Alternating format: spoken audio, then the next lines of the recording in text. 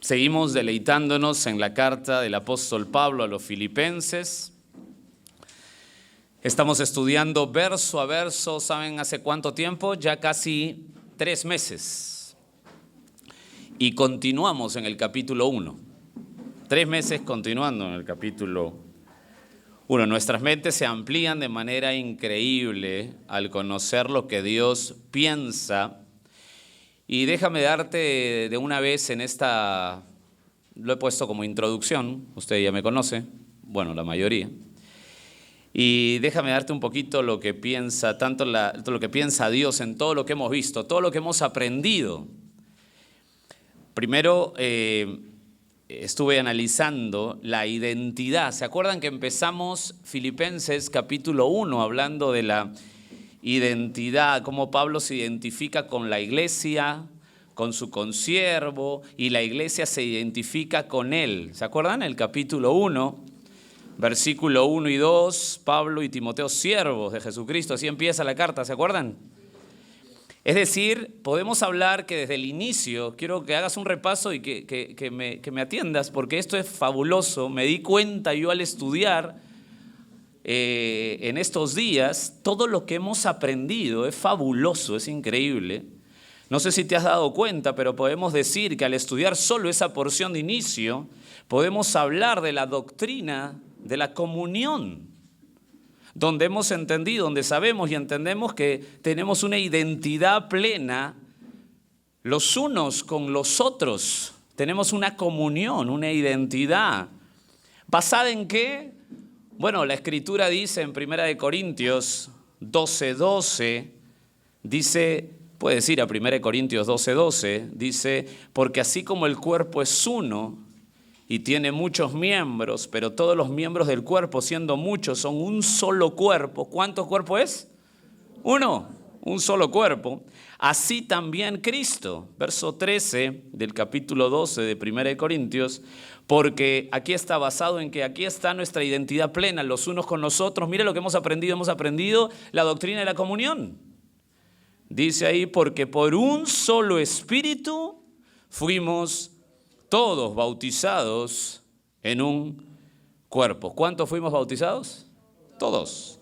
Sean judíos, griegos, sean esclavos o libres, todos se nos dio a beber de un mismo espíritu. O sea, somos un cuerpo, somos, damas y caballeros, si usted es creyente, tenemos una identidad, los unos con los otros, somos una familia. Anhelamos. ¿Qué tiene esa familia? Que hemos aprendido en la identidad, cómo Pablo trataba a su consiervo, cómo Pablo trataba a la iglesia, cómo la iglesia trataba a Pablo. Hemos aprendido que anhelaban la comunión, anhelamos servirnos unos a otros, anhelamos colocar nuestros dones para beneficio del cuerpo de Cristo. ¿Está claro, hermanos? Los dones son para el beneficio del cuerpo de Cristo. Anhelamos estar juntos. Si no te pasa eso, si tú no anhelas la comunión, cuidado, es una de las insignias, la comunión es una de las insignias de que somos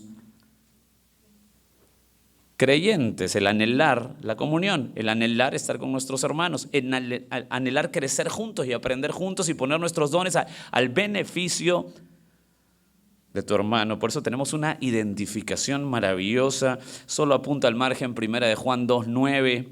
Dice, el que dice que está en luz y aborrece a su hermano está todavía en tinieblas. El que ama a su hermano permanece en la luz. Obviamente, si tú no anhelas comunión con nadie, si tú piensas que es venir un día a la semana, si tú piensas que ese tipo es la iglesia, te has equivocado de estudio de Filipenses, de identidad, y además te has equivocado de cristianismo.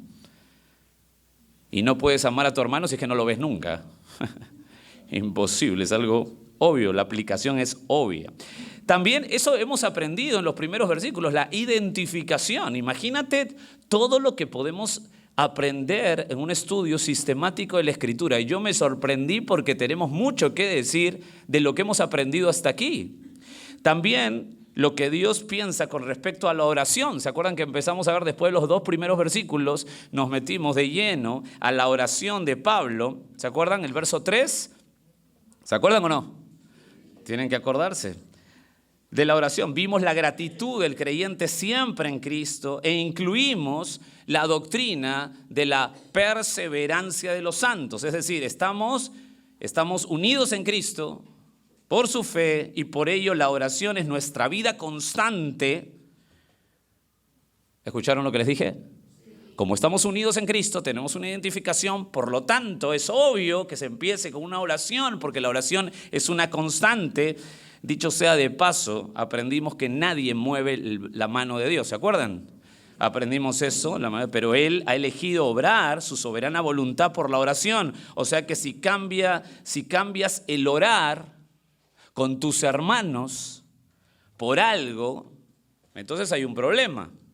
No hemos entendido, no significa nada lo que Dios enseña con claridad para esta iglesia. No podemos cambiar la oración por nada, porque ya hemos aprendido en Filipenses que la oración es el motor, ¿verdad que sí? ¿Verdad que sí? La oración, la iglesia es espiritual, o sea, si Dios lo manda y Dios lo ha establecido así, ¿qué cosa hace un creyente normal? Obedece. Ya lo hemos aprendido. Entonces los que Dios le dio ese privilegio de ser llamados, de ser suyos y por ende entender lo que es la oración y la vida con Cristo, Dios les promete que siempre los va a sostener. Y hablamos un poquito, ¿se acuerdan? En Filipenses 1:6, ¿se acuerdan? Mira ahí 1:6, ¿lo tienes ahí? Estando persuadido de esto, que el que comenzó en vosotros la buena obra, la perfeccionará hasta el día de Jesucristo. O sea, nosotros hemos entrado a aprender la doctrina de la comunión, hemos entrado a aprender la doctrina de la perseverancia de los santos, hemos entrado a aprender lo importante de la oración y seguimos. Mira todo lo que hemos aprendido. También vimos la petición más importante, hablando de la doctrina de la oración ahora. ¿Cuál es la petición más importante? ¿Se acuerdan el verso 9? Y esto pido en oración, que vuestro amor abunde aún más y más ciencia, conocimiento. ¿Para qué? ¿Cuál es el propósito? Verso 10. Para que aprobéis lo mejor, a fin de que seáis sinceros e irreprensibles, como me gusta esto, para el día de Cristo. Tremendo, tremendo lo que hemos aprendido. La doctrina de la oración incluye la petición más importante. ¿Cuál es la petición más importante para la iglesia? Conocimiento, que nos lleva al discernimiento. Qué interesante. Después recorrimos lo que es para nuestro amado Señor la perspectiva verdadera del servicio. ¿Se acuerdan del versículo 12 al 14 del capítulo 1? Vimos lo que piensa el Señor sobre la perspectiva verdadera del servicio. ¿Se acuerdan?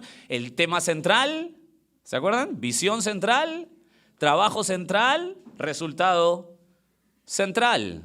Del verso 12 al 14. Y a partir del verso 15 al 18 nos sumergimos a tratar el tema de la motivación para la predicación. ¿Se acuerdan de la motivación? ¿Cuáles son las motivaciones para la predicación? ¿Cuáles son? Primera motivación, ¿cuál es? Por envidia y contienda. ¿Y la segunda? Por amor. Aquí está hablando de un mensaje, cuando dice envidia y contienda, de un mensaje lleno de herejías. ¿De eso se refiere el apóstol? No, muy bien. ¿Puede alguien entonces predicar correctamente el evangelio y hacerlo con una motivación mala? Miren todo lo que hemos aprendido. ¿Usted sabía eso antes? Difícil, ¿no? Claro, y pusimos el ejemplo, ¿se acuerdan de Jonás? ¿No? Predicación ortodoxa, correcta, mala motivación. Seguimos. Y hace 4 semanas estamos viendo el tema de las convicciones que dan gozo. Qué tremendo título, ¿no? Las convicciones que dan gozo. Y permíteme leerte esta porción, por favor, a partir del capítulo 1, verso 19, donde empezamos esa serie que ya esta es la 4ª semana, y dice así: porque sé, ¿lo tienes ahí? Verso 19, porque sé que vuestra oración y la suministración del Espíritu de Jesucristo, esto resultará en mi liberación. Verso 20, conforme a mi anhelo y esperanza de que en nada seré avergonzado, antes bien con toda confianza, como enfatiza, ¿no? Nada, toda confianza, como siempre, ahora también será magnificado Cristo en mi cuerpo, o por vida o por muerte. Mira el verso 21, Porque para mí, el vivir, Cristo. Para mí el vivir, Cristo. No se olviden que no pone verbos ahí, ¿verdad? ¿Se acuerdan? Para mí el vivir, Cristo. ¿Y el morir? Verso 22, mas si el vivir en la carne resulta para mí en beneficio de la obra, no sé entonces qué escoger. Hasta ahí recordarán que vimos la convicción de la salvación en los primeros versículos donde habla de liberación. ¿Se acuerdan de la palabra liberación? Es muy importante porque la palabra liberación aquí es salvación completa. Muy importante, no está hablando de liberar meramente de salir de una prisión porque Pablo está en una prisión, sino que habla de liberación completa, salvación completa. La convicción de la esperanza, vimos después, pues Cristo será magnificado, es para la gloria de Dios. La convicción presente es vivir Cristo. La convicción futura, el estado después de la muerte. ¿Se acuerdan que el morir es ganancia? No estamos hablando aquí del día que muero, ganancia, no. O sea, el acto de morir no es ganancia. Lo que está hablando es el estado después, muy bien, después de la muerte. Es ganancia, claro, obviamente, voy a estar con Cristo. De ahí seguimos en el tema, la superioridad de la muerte, es decir, complementando lo que el morir es ganancia, la superioridad de la vida fructífera y la superioridad de la gloria de Dios. Es decir, este tema de las convicciones que dan gozo es un compendio de tanto aprendizaje para la vida de hoy, para el servicio de hoy y mirando al futuro, que de verdad he aprendido tanto y he sido tan ministrado por la palabra de Dios y espero que eso pase en tu corazón y te anhele a seguir aprendiendo. Porque es un compendio fabuloso que la verdad es que al estudiar esto me he dado cuenta de todo lo que he aprendido poco a poco y espero que sea un gozo para ti. Quisiera continuar esta noche y cubrir estos textos que vamos a leer. Voy a tratar. ¿Escucharon bien? Tratar. Verso 23, vamos a seguir aquí las convicciones que dan gozo. Voy a tratar de cubrir esto después de este compendio fabuloso. Usted dirá, bueno, pero ya tanto hay aquí. Sí, hay un poco más aquí. Bueno, hay mucho más.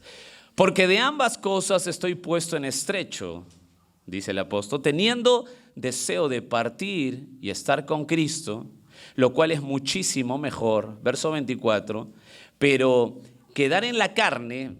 Por favor, quiero que me escuches bien porque cuando tú lo lees es como que medio extraño esta disyuntiva. Repito el 23, porque de ambas cosas estoy puesto en estrecho, teniendo deseo de partir y estar con Cristo, lo cual es muchísimo mejor, pero quedar en la carne es más necesario por causa de vosotros. Y confiado en esto, sé que quedaré, que aún permaneceré con todos vosotros para vuestro provecho y gozo de la fe. Parece que Pablo se le olvidó la humildad aquí, Para que abunde, y eso no es todo, escucha el verso 26, para que abunde vuestra gloria de mí en Cristo Jesús, por mi presencia otra vez entre vosotros. ¡Wow! El apóstol Pablo no parece israelí, parece argentino. No, mentira.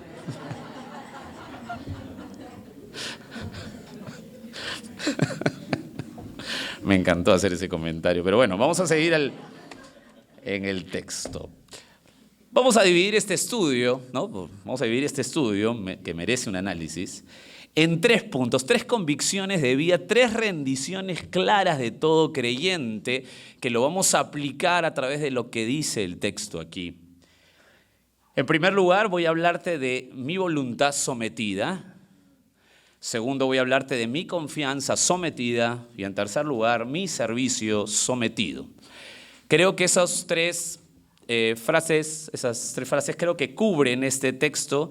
Creo que nos va a ayudar a entender lo que quiere decir el apóstol y obviamente va a tener una aplicación obvia que va a ser el Espíritu a tu mente y corazón. Voy a empezar con mi voluntad sometida. Verso 23 y 24, quiero que lo veas atentamente, lo vamos a ir despacio para poder explicar. Porque de ambas cosas, dice el apóstol, estoy puesto en estrecho, teniendo deseo de partir y estar con Cristo, lo cual es muchísimo mejor, pero quedar en la carne es más necesario por causa de vosotros. ¿Por qué hablamos de voluntad sometida? ¿Por qué hablamos de voluntad sometida?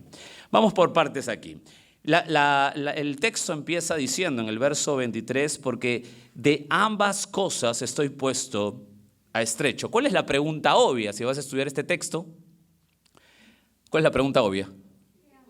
Claro, exactamente, muy bien, gracias. Me encanta que estén conectados en esto. La pregunta es, ¿cuáles son las ambas cosas? ¿Qué son las ambas cosas, verdad?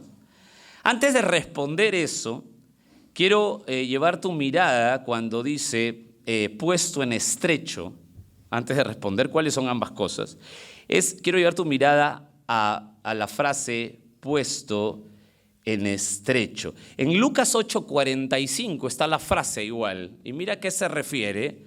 Yo te lo leo, apunta Lucas 8:45, dice, entonces Jesús dijo, ¿quién es el que me ha tocado?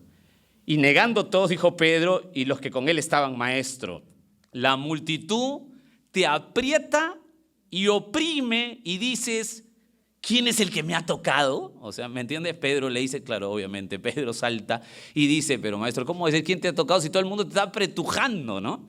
Es lo que le está diciendo en esa, tú sabes que su ministerio era, las multitudes lo seguían. Esa frase, aprieta y oprime, es puesto en estrecho. Es la misma frase, puesto en estrecho. Y tiene la idea, escúchame bien, porque esto es muy importante para el desarrollo de este punto, tiene la idea no tanto de apretar, sino de tirar de él. ¿Me dejo entender? La idea es de tirar de él, esa palabra en el original. Es de retenerlo, lo retienen. También tiene la idea no solo de retener y de tirar, sino de juntar también. Quiero que eso lo tengas en mente. Ahora sí, ¿cuáles son ambas cosas que tiran de Pablo, que están juntas y que están reteniendo? Para entender eso tenemos que ir al contexto inmediato, verso 21. ¿Se acuerdan del verso 21? Porque para mí el vivir, morir. Verso 22, mas si el vivir en la carne resulta para mí en beneficio de la obra, no sé entonces qué escoger. La primera de las ambas, ¿se acuerdan? Ambas cosas, estamos viendo ambas, ¿está bien? No quiero que se desubiquen aquí, estamos viendo ambas cosas. La primera frase del texto 23, vamos a ver ambas. La primera es el vivir en la tierra para el beneficio de la obra. Esa es la primera de las ambas. Vivir en la tierra para el beneficio de la obra. Pablo tenía un tema central. ¿Cuál es el tema central? Que lo vimos en el verso del 12 al 14. ¿Se acuerdan? Hay un tema central para Pablo. El servicio a Cristo. El servicio a Cristo. Estaba en su ADN. Era su vida, era su pasión. No encontraba ningún tipo de atractivo mayor que servir a Cristo. No encontraba, por favor, esto creo que es claro la aplicación para nosotros, pero quiero hablarte de lo que pasa Pablo cuando habla de ambas cosas, me están tirando entre ellas, ¿no? Y están juntas, me están tirando, para entender bien el punto de este pasaje. Pero aquí habla del tema central del servicio. La primera es el servicio, el vivir en la tierra para el beneficio de la obra. ¿Lo tienen claro ahí? ¿Lo han apuntado? Perfecto. Voy a extender un poquito esto. Pues sabe que por la historia bíblica, por toda la historia en la mente de Dios, es lo que Dios quiere. Dios quiere, Dios ha planeado que los que son de Él, ¿qué cosa tienen que hacer? Servir. O sea, por favor, quiero que esto lo tengas claro, porque esto es un plan de Dios para los suyos. Y esto es muy importante, creo que la aplicación es obvia, y quiero recorrer un poquito esto. Deuteronomio capítulo 10. Deuteronomio capítulo 10. ¿Por qué Pablo, para Pablo, su pasión era servir a su Señor? Bueno, digamos que esto no es nuevo. Es lo que Dios hace con los suyos. Deuteronomio 10:12. Ahora pues, ¿lo tienen ahí? Me gustaría que vayan. Ahora pues, ¿qué cosa? Israel, ¿qué pide Jehová tu Dios de ti? Sino que temas a Jehová tu Dios, que andes en todos sus caminos y que lo ames y sirvas a Jehová tu Dios. ¿Cómo lo tienes que servir? Bueno, por ahí cuando tengas tiempo. No, con todo tu corazón y con toda tu alma.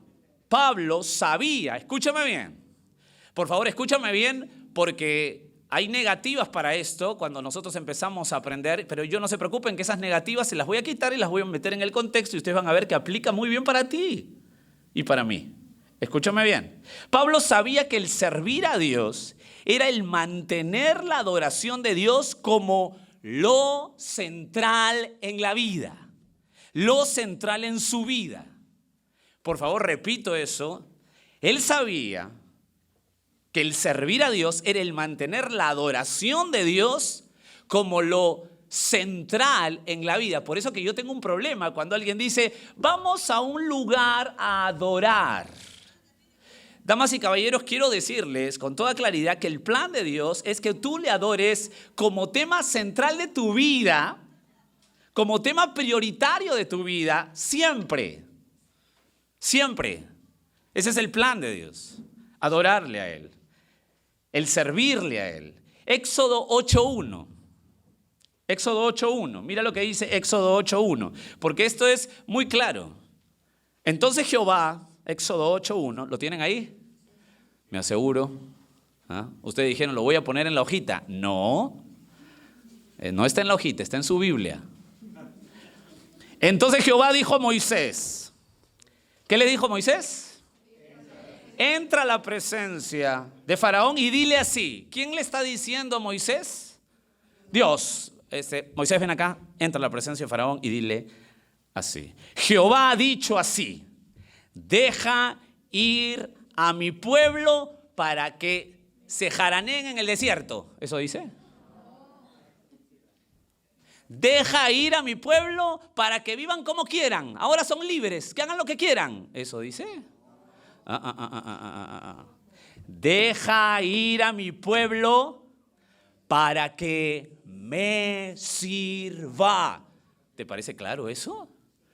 Dios mío, Dios los rescata, los saca de la esclavitud de Egipto, los saca para que estén libres a hacer lo que quieran. No, para que les sirvan.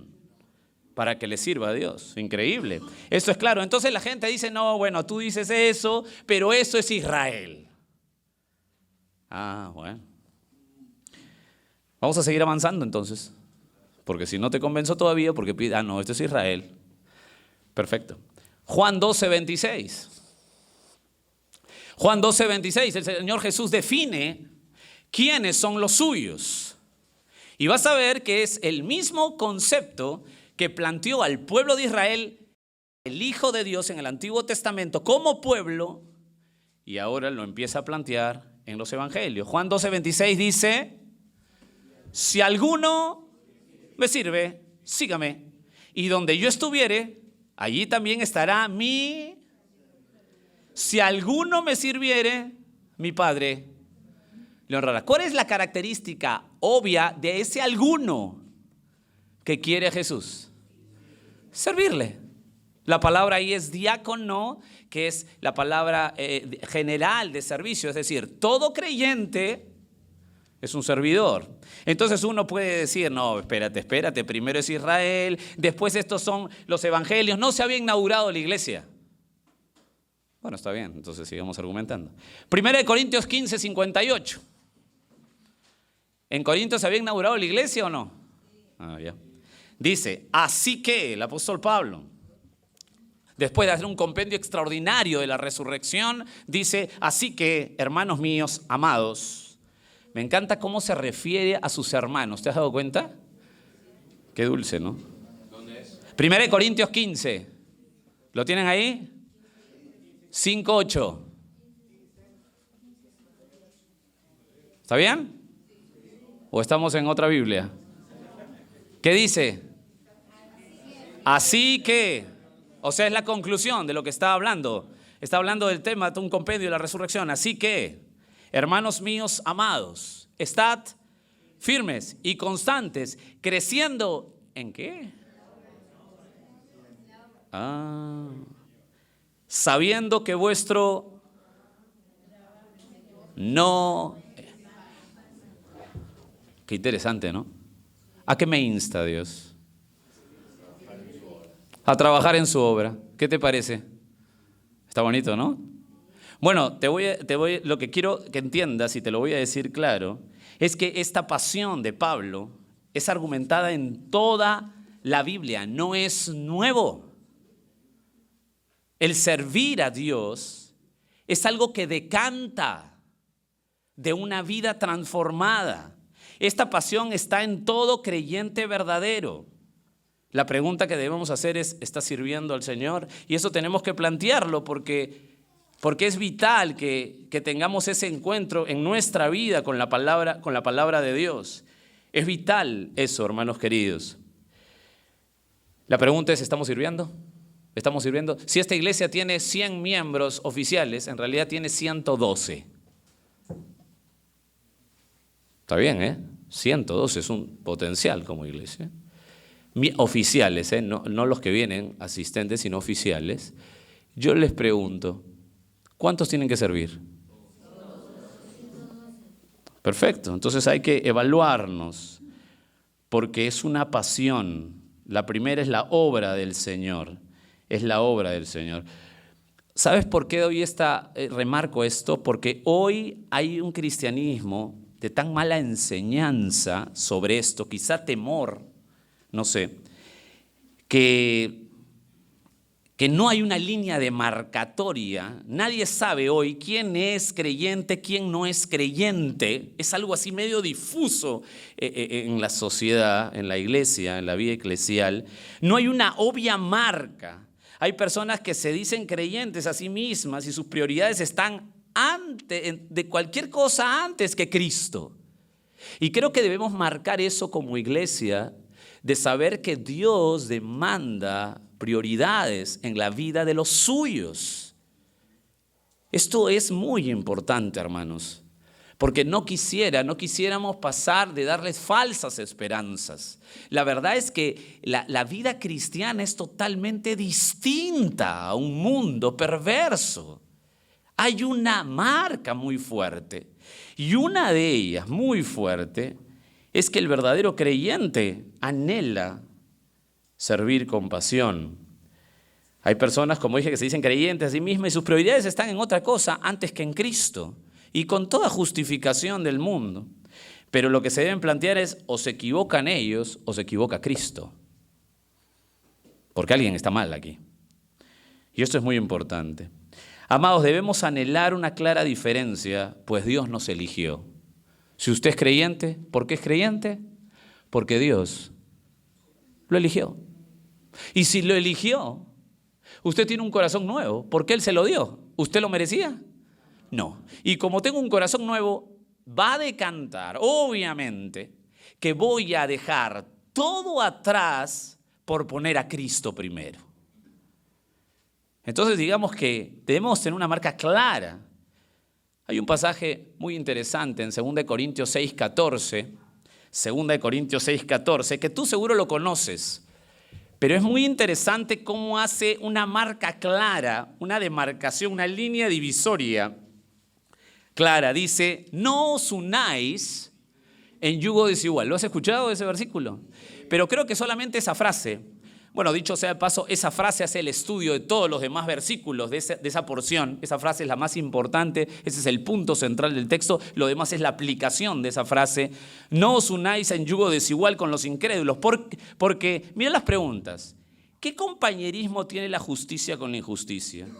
¿Y qué comunión la luz con las tinieblas? ¿Qué concordia Cristo con Belial o con Satanás?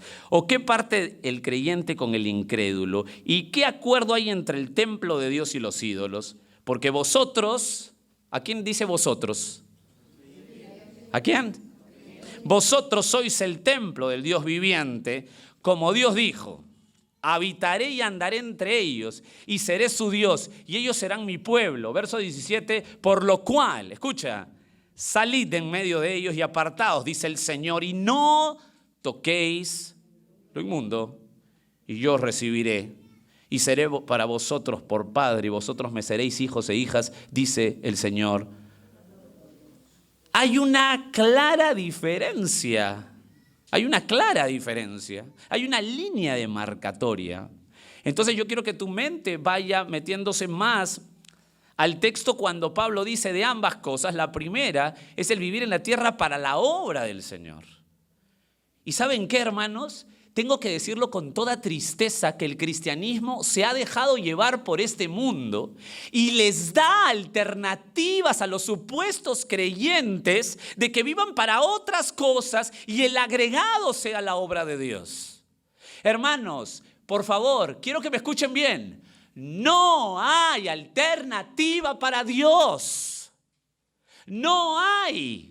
Si tú eres de Él, lo que va a decantar en tu corazón es apasionadamente la obra de Dios. Por favor, escúchenme bien, porque este mundo te va a dar opciones para que no apuntes donde Dios apunta. Bueno, este mundo es especialista a estar en contra de Dios y lo que quiere es denigrar su palabra. Bueno, no podemos dejar que eso sea aquí con facilidad, como si esto no fuera una iglesia de Cristo.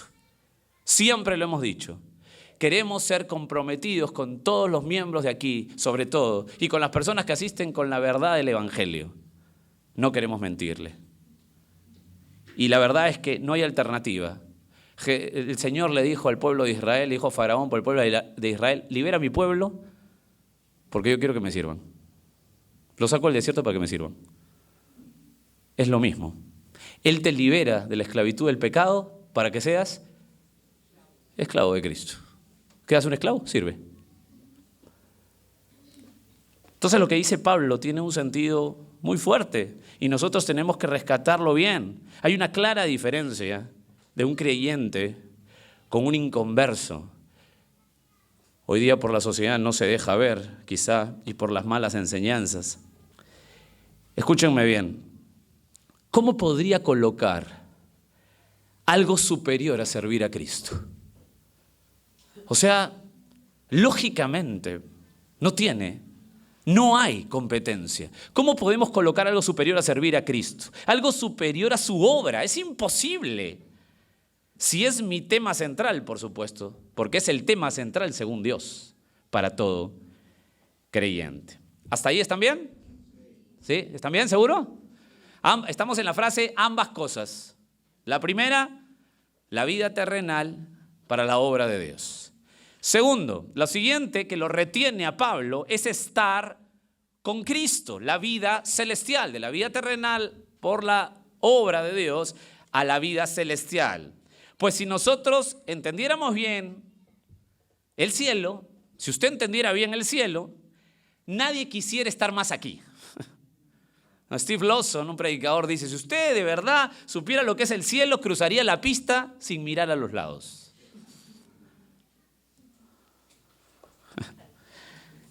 Entiendo bien esto.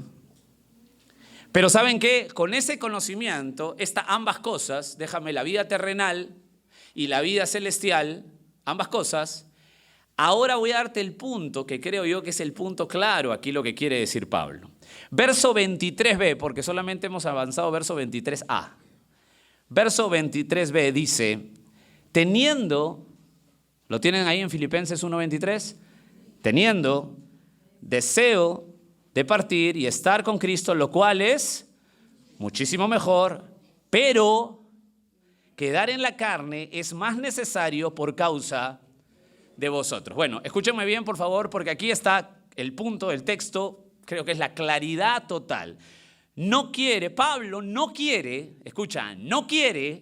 colocar su deseo personal, es decir, Pablo no está colocando su voluntad según su criterio antes que el de Dios, antes que el deseo y la voluntad de Dios. Lo que Pablo hace aquí en el texto, por favor, escúchame bien, es someter su voluntad. Te voy a dar un ejemplo. Si él supiera que Dios lo quiere en la tierra para la obra, Pablo no diría esto, no diría, tú me quieres, Señor, aquí en la tierra para la obra, qué bien, pero yo la verdad prefiero el cielo. Eso no diría. Ese no es el punto del texto. Lo que Pablo está haciendo aquí, el punto del texto es esta. Como le dije, esa no es la idea. Lo que Pablo diría es, si tú me quieres aquí en la tierra para cumplir la obra, si tú prefieres que te sirva aquí, eso es lo que yo prefiero porque es lo que tú prefieres. ¿Me dejo entender? O sea, él no está diciendo, mira, Dios ha elegido A, pero yo preferiría B. No. Él lo que está diciendo en este texto, el punto aquí es sometimiento de su voluntad. Esos deseos no es que sea un deseo, bueno, aparte de los de Dios. No, él no está haciendo eso. No está poniendo la voluntad de él antes que la voluntad de Dios. Él estaría diciendo, su respuesta sería, si tú quieres que yo me quede aquí, si para ti tú prefieres que te sirva aquí, me parece bien. Yo también prefiero servir aquí. ¿Por qué? Porque tú prefieres que te sirva aquí. ¿Me dejo entender? Hermanos, ¿me dejo entender? Esto es muy importante, ¿eh? Esto es muy importante. Él no está diciendo, bueno, Dios quiere que me quede aquí, pero yo prefiero el cielo. No, él dice, Señor, ¿qué cosa quieres? Y si él supiera, Pablo, quédate aquí, él dice, prefiero quedarme aquí. ¿Por qué? Porque Dios quiere que me quede aquí. Entonces yo prefiero quedarme aquí. ¿Me dejo entender? Ese es el punto. Déjame darte algunos aportes para el texto, algunos aportes, pero ya sabes el punto del texto, porque esto es importante para la siguiente nota. Algunos aportes del texto. Verso 23b dice, teniendo deseo de partir y estar con Cristo, lo cual, ¿cómo es? Estar muchísimo mejor. Esto es la idea clara, escúchenme bien, que nadie cuando muere duerme. Si alguien piensa aquí que, ¿qué vas a hacer cuando mueres? Bueno, dormiré. ¿Sabes qué? No es así. Esa idea famosa de que, bueno, tú te mueres y duermes, eso no es bíblica. Cuando Pablo habla de esto, al dar esta expresión, lo que está refiriéndose es que él está recontra vivo, apenas abre los ojos en el cielo, porque es mucho mejor.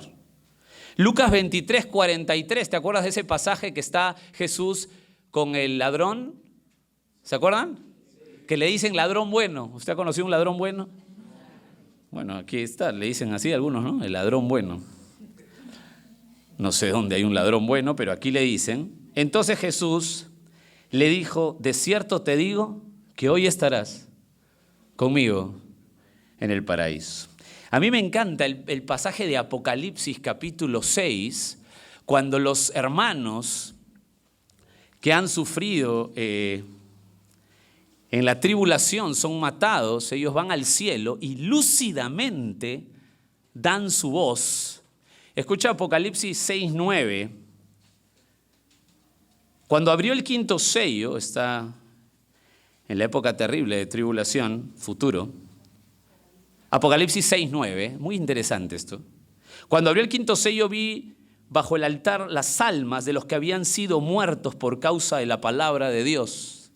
Está hablando Juan, está viendo esta visión de las personas que habían sido muertas por la palabra de Dios en el plena tribulación y por el testimonio que tenían. Verso 10, y clamaban a gran voz diciendo, ¿hasta cuándo, Señor, santo y verdadero, no juzgas y vengas nuestra sangre en los que moran en la tierra? ¿Quiénes están diciendo eso? O sea, no andaba muerto.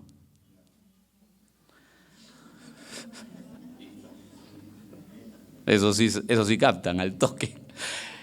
Lo que te quiero decir es que aquel texto nos habla, mira el verso 11, y se le dieron vestiduras blancas y se les dijo que descansen todavía un poco de tiempo, espérenme hasta que complete el número de sus consiervos y sus hermanos, que también habían de ser muertos como ellos. Perdón, hermano, ¿estás levantando la mano? Ay, perdón, disculpa, dígame.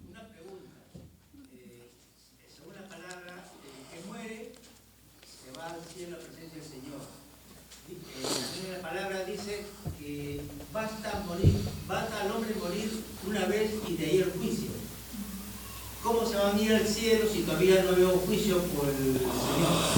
¿Qué pregunta para tan aprieto me pones en un minuto? Sí, no, bueno. Sí, bueno. hay mucho que no sé, es que no sé por dónde comenzar. La palabra, lo que estamos haciendo el punto es que cuando uno muere, va de frente a la presencia de Dios. ¿Está bien? Cuando iba el ladrón, el que murió, conoció al Señor. ¿Por qué? Porque Dios lo eligió y de frente al paraíso. ¿Está claro? Entonces hay la presencia de Dios en el paraíso con claridad. Y usted me está hablando, se refiere a los cielos nuevos y la tierra nueva. Es lo que usted me está refiriendo, ¿verdad? Bueno, los cielos nuevos y la tierra nueva es un futuro celestial, maravilloso, una nueva creación. Lo que se está refiriendo aquí es el paraíso en este momento donde vive el Señor, en lo que se llama el tercer cielo y que se va en un instante a Él. Es lo que puedo resumir, hay mucho metido ahí, pero lo que quiero decir es que el día que usted muera, o mejor dicho, mejor para que no se sienta mal, el día que yo muera, no, para que no, en ese momento, si es que Cristo no ha venido antes por nosotros, en ese momento yo voy a cerrar los ojos porque este cuerpo no puede entrar al reino de Dios, pero mi esencia, mi alma va a la presencia de Dios en un instante. Describir eso es muy difícil, pero va a la presencia de Dios, va al paraíso, va al tercer cielo, va con Cristo. En un instante, porque es muchísimo mejor. No duermo. Sé que hay mucho más por ahí, pero ese es lo que me permite. Espero ayudarle un poquito, ¿ya? A tener más preguntas seguro, pero ayudarle un poquito. Bueno, voy a seguir. Los creyentes en la tribulación estaban ahí y decían, Señor, por favor, ya hay que vengar, ya véngate de una vez y ya que nuestros hermanos estén ya libres, vengan. O sea, tenían una conciencia clara de todo, es una conciencia clara. Entonces, el morir, obviamente, no es dormir. Si alguien piensa que el morir no es dormir, que ese es el punto que iba, si piensan que el morir es dormir, no es así. Usted va el día que muere a la presencia de Cristo. ¿No le parece fabuloso? Fabuloso. Eso es lo que habla el texto, por eso Pablo decía que es muchísimo mejor. Damas y caballeros, el día que cerramos los ojos por última vez, antes que la funeraria se entere, usted estará con Cristo. Usted estará con Cristo. Otro aporte del verso 24. Mira el verso 24. Pero quedar en la carne es más necesario por causa de vosotros. Este texto nos da pie al segundo punto del bosquejo, porque Pablo argumenta que estar en la carne, o sea, en la tierra, es más necesario ¿para quién? Muy bien, sí. Hay algunos buenos comentaristas que dicen que para todos, y eso sí, podría ser, no creo que sería algo malo decir, pero yo creo que está directamente relacionado a los filipenses, a la obra que está haciendo en la iglesia de Filipos, a lo que está pasando en Filipos que hemos visto desde que comenzó. Entonces, quiero darles aquí este punto que me encanta porque nos da pie al bosquejo que es necesario para los filipenses. Él tenía en su mente, ahora escúchame bien, que la obra en Filipos con la gente estaba inconclusa. Él no sabía lo que Dios decidiría, o si se queda en la carne, en la tierra, por la obra, o si va al cielo, a estar con Cristo. Él no sabía lo que decía. Lo que decida, eso es lo que él prefiere. Pero el verso 24 nos da pie a lo que viene, porque él tenía en mente que la obra en Filipos con la gente estaba inconclusa, no había acabado con ellos. Es como si Pablo tuviera en mente que le falta entender, por ejemplo, a los de Filipos la humildad. Miren Filipenses 2:3. Cuando dice ahí, nada hagáis por contienda o por vanagloria, antes bien con humildad. ¿Y qué cosa es humildad? Ahí está el concepto. Estimando a cada uno de los demás como superiores a él mismo. Tengo que correr un poquito por tiempo. Es como si le faltase entender, como si Pablo supiera que le falta entender las doctrinas paulinas para confrontar a los falsos maestros. Mira ahí el capítulo 3, verso 17. Hermanos, sed imitadores de mí y mirad a los que así se conducen según el ejemplo que tenéis en nosotros, porque por ahí andan muchos, de los cuales os dije muchas veces que aún ahora lo digo llorando, que son enemigos de la cruz de Cristo. O también seguro pensaba Pablo que la obra estaba inconclusa porque habían damas que se estaban peleando, por lo menos 2 mujeres, había un problema con 2 mujeres, ¿no? Qué iglesia tan sana, ¿no? Solo 2 mujeres con problemas, Dios mío, esta iglesia es sanísima. O Pablo diría, no solo tengo esos problemas, sino que también hay problemas o hay obra que no he acabado en Filipos. Entonces la mente de Pablo lo lleva a decir que no solo tiene su voluntad sometida. ¿Se acuerdan el punto? El primero, la voluntad sometida, es decir, si Cristo prefiere dejarme aquí, yo también prefiero eso. Entonces el vivir está bien, yo prefiero eso. Pero si Cristo me quiere llevar al cielo, yo también prefiero ir al cielo, ¿no? Muchísimo mejor, lo voy a ver a Cristo. Entonces Pablo no está poniendo su voluntad, sino que está sometiéndose a la voluntad. Pero en segundo lugar, para entrar al segundo punto del bosquejo, no solamente es la voluntad sometida, sino la confianza sometida. Si tú me has entendido bien esto, lo que te he dicho, mira, lee el verso 25. Y confiando en esto, sé que quedaré, que aún permaneceré con todos vosotros para vuestro provecho y gozo de la fe. La pregunta que nos tenemos que hacer ahí en el verso 25 es, ¿y confiando en qué? ¿A qué se refiere? En lo que vimos. Pablo tenía en mente, ¿se acuerdan que les dije? En el verso anterior, el verso 24, tenía en mente que su obra con los filipenses estaba inconclusa. Por favor, capta esto. Su voluntad está sometida, es decir, no tenía idea hasta aquí de lo que Dios quería. ¿Hasta ahí está claro? Entonces, él da su mente, su pensamiento, su expresión, su confianza personal, ¿basada en qué? En lo que significa la obra de Dios, no en él. Esto es la expresión de él. Esta es la expresión de él, la confianza personal basada en la obra de Dios, no en él. O sea, cuando él dice ahí que sé que quedaré, que aún permaneceré con todos vosotros para que vuestro provecho y gozo de la fe, él no está pensando en su beneficio, es decir, él no está pensando en él, sino en lo que significa la obra de Dios. No solamente somete su voluntad, sino que su confianza es sometida. Porque si no entendemos esto, vamos a pensar que él se infla aquí. Y él dice, miren, ¿saben qué? La verdad es que mejor me quedo. Porque ustedes me necesitan. Sin mí ustedes no respiran. Entonces uno ve y dice, Pablo se está inflando. Se está inflando aquí.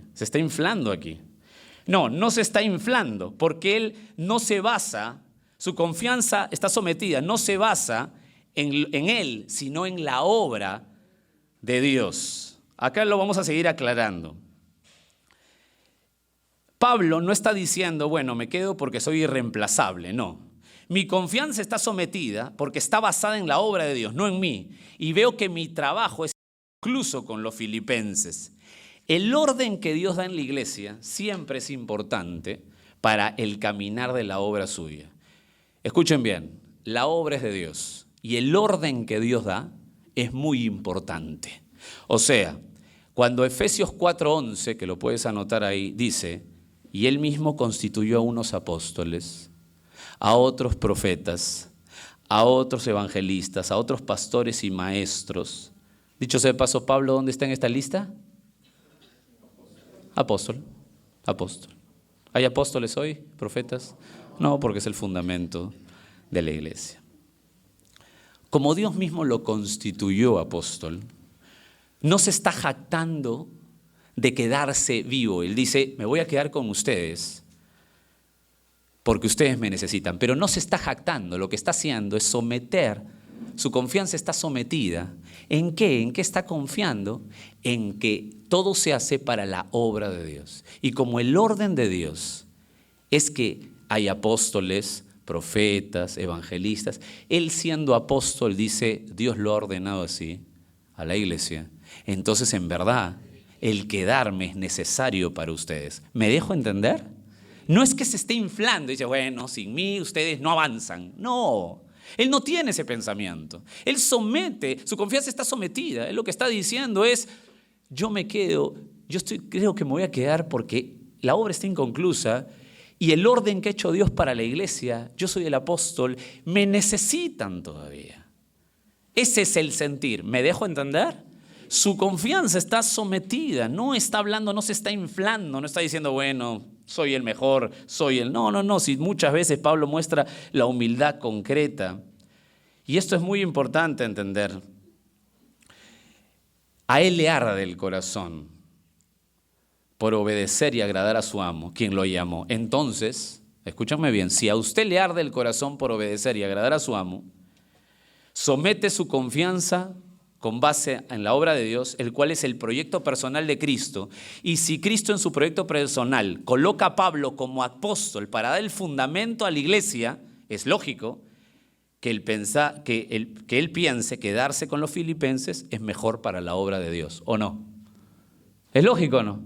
Claro, si Dios ordena a su iglesia, lo coloca como pastor, lo elige, él no se puso, y él dice, yo pienso que la obra no está concluida, entonces mejor es quedarme. ¿Por qué? Porque Dios ha hecho un orden y me ha elegido. Entonces el quedarme es mejor para ustedes. ¿Está claro, hermanos? Eso es muy importante tenerlo claro, porque si no podemos sacar cosas como que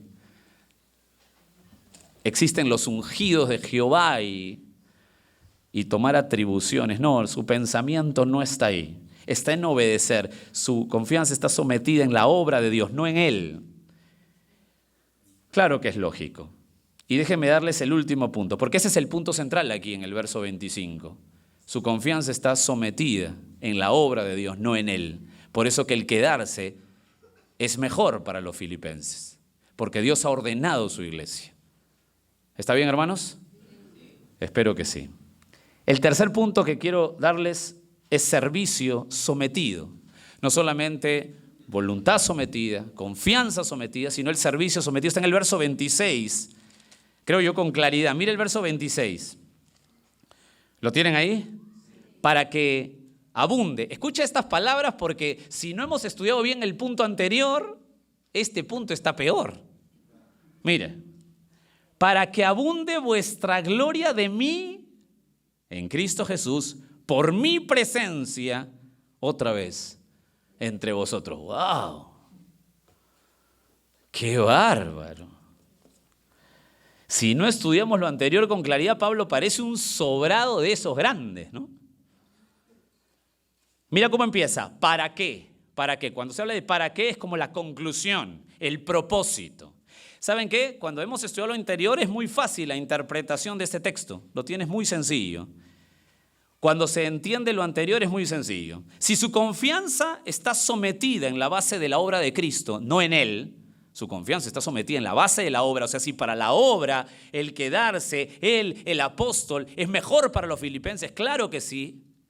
Si esa es la confianza, está sometida en la base de la obra de Cristo, entonces es lógico pensar que si el apóstol se queda, es beneficioso para los filipenses, pues el orden de Dios para la iglesia es así. Por ello concluimos, escucha el propósito, es que su servicio al Señor sea el canal, escúchenme bien, por eso hablo de servicio sometido, su servicio al Señor sea el canal para que abunde la gloria o el gozo de Dios en la vida de los filipenses. Repito, ¿por qué servicio sometido? Porque al entender que está sometida su confianza está sometida en la base de la obra de Cristo, entonces Dios lo utiliza como el canal para que abunde la gloria o el gozo de Dios en la vida de los filipenses. ¿Saben qué? Me encantó la traducción, que creo que lo va a aclarar más, la traducción de una Biblia. ¿Alguien había escuchado esta Biblia? Se llama Jubileo, Biblia Jubileo 2000. ¿Alguien la ha escuchado? Escuchen lo que dice la Biblia Jubileo 2000 sobre este texto, verso 26. Para que puedan gloriarse más en Cristo Jesús por mi venida otra vez a vosotros. Eso es lo que quiere decir. Dios lo utiliza como canal para que la iglesia se goce en Cristo Jesús. Esa es la mente de Pablo. Es prácticamente un solo de instrumento. ¿Te das cuenta? No tiene nada que ver con jactancia. Es un solo de instrumento. Señor, mi voluntad sometida, mi confianza sometida, mi servicio sometido. Utilízame y para tu gloria. Yo no soy nadie. No tengo por qué inflarme en nada. Esta traducción, como les dije, me parece mucho mejor. ¿Por qué? Porque en el original, Cristo Jesús, esa frase Cristo Jesús, antecede a la palabra o a las dos palabritas de mí. Antecede de mí. Entonces esta traducción me parece muy buena. ¿Cómo produce eso en el ministerio sometido a Pablo para los filipenses? ¿Cómo produce eso? Permítame una lista pequeña realizada pensando en esto. ¿Cómo produce este gozo en los filipenses el servicio sometido de Pablo? ¿Qué cosa le da a los filipenses que Pablo esté sometido a su servicio a Cristo? ¿Qué beneficios tienen los filipenses? Es lo que quiero decir. He hecho una lista cortita, solamente tiene 20 puntos. Espero que tú la amplíes. ¿Cómo puede producir este gozo? ¿Cómo produce gozo, gloria, un ministerio sometido a Cristo como el del apóstol Pablo a los hermanos de Filipos? Primero, siendo ejemplo de creyente. Escúchame la pregunta, por favor, ¿están aquí? Espero que no sea tan denso. Sé que el análisis es un poquito complicado. Porque al parecer Pablo está diciendo, bueno muchachos, si yo no me quedo, ustedes no sé dónde se van a perder, ovejas que no tienen pastor, sin mí no respiran. No, él está poniendo toda su confianza sometida, su voluntad sometida y su servicio sometido. O sea, es más bien un canal, un instrumento. ¿Está claro hasta ahí? Ese canal, ¿cómo puede producir gozo o gloria, como dice en la traducción que tenemos, a la iglesia de Filipos? ¿Cómo puede producir eso? Así, apunta esta lista y con eso vamos a terminar. La puedes aumentar tú, la puedes aumentar. Todo esto aplica a nuestro ministerio. Siendo ejemplo de creyente. Filipenses 1:1. Pablo y Timoteo, ¿qué dice ahí? Siervos, o sea, esclavos. El Señor es mi amo, soy un ejemplo de creyente. ¿Cómo opera esa gloria, ese gozo en la iglesia de Filipos? Entendiendo ¿cómo es el ejemplo de creyente? El creyente no es el que se siente dueño de todo y por eso merece todo y por eso declara todo. No, el creyente es un esclavo, un siervo. ¿Está claro? Perfecto. Siendo ejemplo de creyente. Segundo, siendo ejemplo de amor a los hermanos. Mira Filipenses 1:8. Porque Dios me es testigo de cómo os amo a todos vosotros. Escucha las palabras, por favor. Porque Dios me es testigo de cómo os amo a todos vosotros con el entrañable amor de Jesucristo. Es un amor en obras. ¿Saben por qué los filipenses sabían? Porque Pablo actuaba en amor. Era acción su amor. Ejemplo no solamente de creyentes, sino ejemplo de amor a los hermanos. Tercero, ¿cómo le daba gloria o gozo a la iglesia de los filipenses, a los hijos de Dios en Filipenses? Siendo ejemplo de servidor. Filipenses 1:12. Quiero que sepan, hermanos, que las cosas que me han sucedido han redundado más bien ¿para qué? No me miren a mí, miren el verso 12. ¿Para qué? Para el progreso del evangelio. Él es un ejemplo de servidor. El progreso del evangelio es más importante de mis circunstancias. Ejemplo de servidor.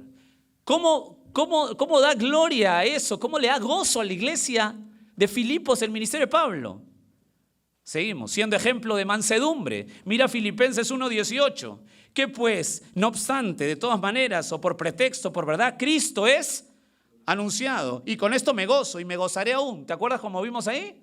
Que hay gente que predicaba por envidia, que hablaba mal, decía porque yo soy primero antes que Pablo, mira cuánta gente gano, yo soy más que él. Y él decía, no me importa ser pisoteado.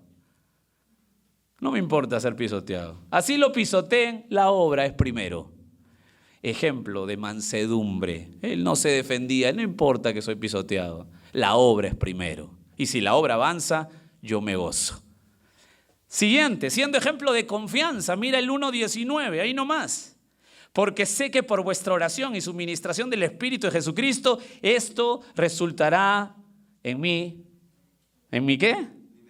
Liberación. O sea, haz lo que quieras, Señor, conmigo, yo confío en ti. Ejemplo de confianza. No solamente eso, sino siendo ejemplo de vida. Mira por favor el verso 27, Filipenses 1:27.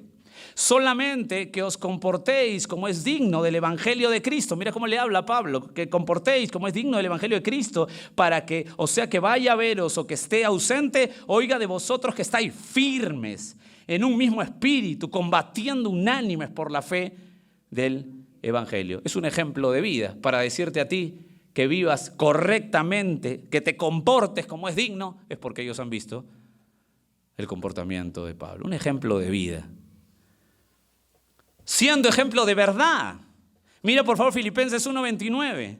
Porque a vosotros os es concedido, esto me encanta, a causa de Cristo, no solamente que creáis en Él, sino también que, qué dolor, que padezcáis por Él, que padezcáis por Él. O sea, ¿por qué hablo de ejemplo de verdad? Porque Él no te da falsa esperanza.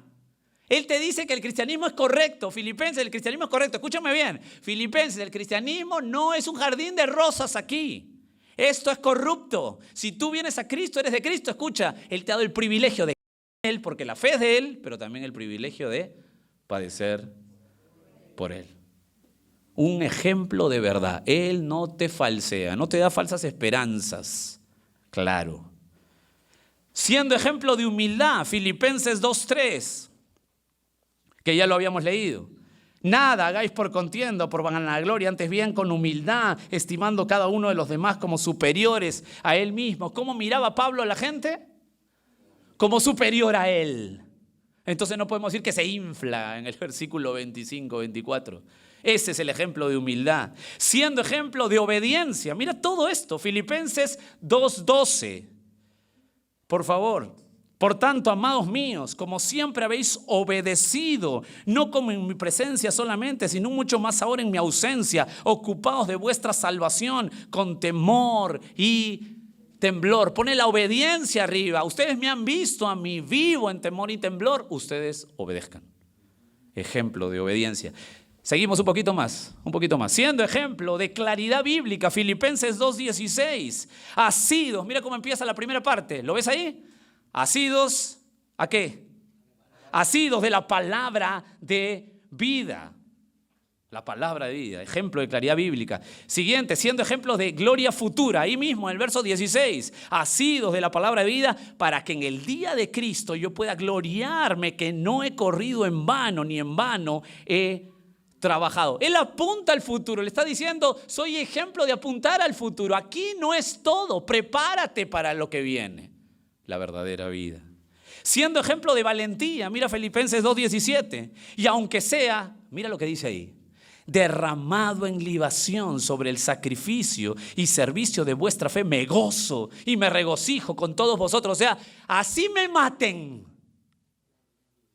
Tremenda convicción de valentía. Le está enseñando a los filipenses, seamos valientes para el evangelio. Es increíble. Y hago una nota aquí, que aquí nadie te va a matar todavía. Predica el evangelio. Nadie te va a matar, te votarán, no sé. Siguiente, siendo ejemplo de amistad con sus consiervos. Escucha cómo se refiere a Timoteo 2:21. Porque todos buscan lo suyo propio, no lo que es de Cristo. Jesús está hablando de Timoteo, le está diciendo, Timoteo no busca lo suyo propio, busca lo de Cristo. Mira cómo habla de su consiervo, mira eso. Mira cómo habla de Epafrodito, verso 25. Mas tuve por necesario enviaros a Epafrodito. Escucha, mi hermano, colaborador, compañero de milicia, vuestro mensajero y ministrador de mis necesidades. Mira cómo habla de sus hermanos. Estaba leyendo 2:25.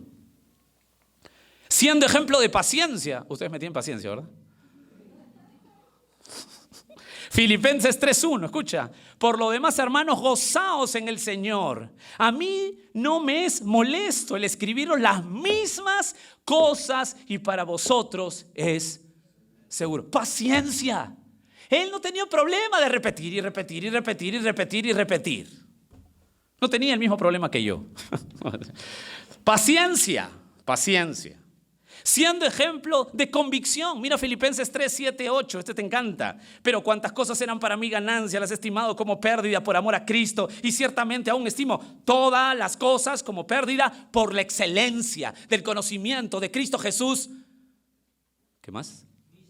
mi Señor, por el cual lo he perdido todo y lo tengo por basura para ganar a Cristo. Lo que dice Pablo es: Cristo vale la pena. Todo, todo. Mira esa convicción. Siendo ejemplo de perseverancia, mira Filipenses 3:13. ¿Ya se marearon?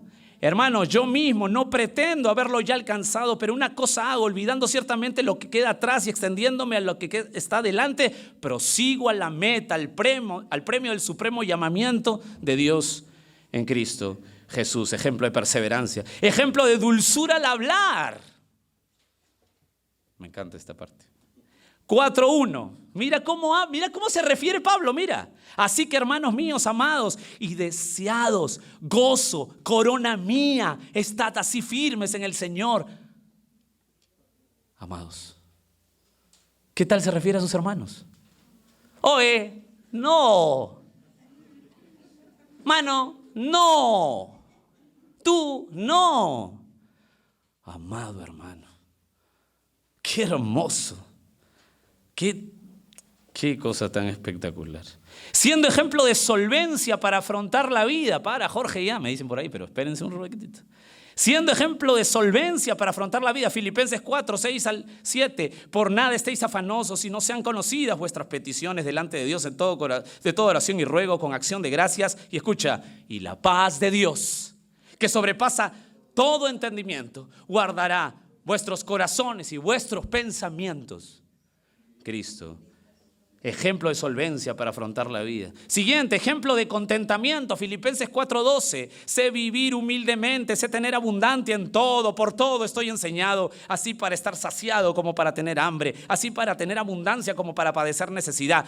Todo lo puedo en Cristo. Contentamiento. Siendo ejemplo de claridad teológica. Con esto termino. 4:17. No es que busque dádivas, la iglesia de Filipenses le había dado ofrenda económica y él dice, no es que busque dádivas, sino que busco fruto que abunde en vuestra cuenta. Mira esa teología, por favor. Pero todo lo he recibido y tengo abundancia, estoy lleno, habiendo recibido de Epafrodito lo que enviasteis, olor fragante, sacrificio acepto, agradable a Dios. Verso 19, mi Dios pues suplirá todo lo que os falta, conforme a sus riquezas en gloria, en Cristo. ¿Qué pasaba? Los filipenses le habían dado una ayuda económica. Y Pablo les aclara teológicamente, clarito, lo que tú das de corazón a la obra de Dios, de corazón, Dios siempre da fruto que abunda para ti. Siempre, siempre. Hermanos queridos, Pablo colocaba su voluntad sometida, su confianza sometida, su servicio sometido. Es un mero canal. Y eso es lo que quiere Dios de nosotros.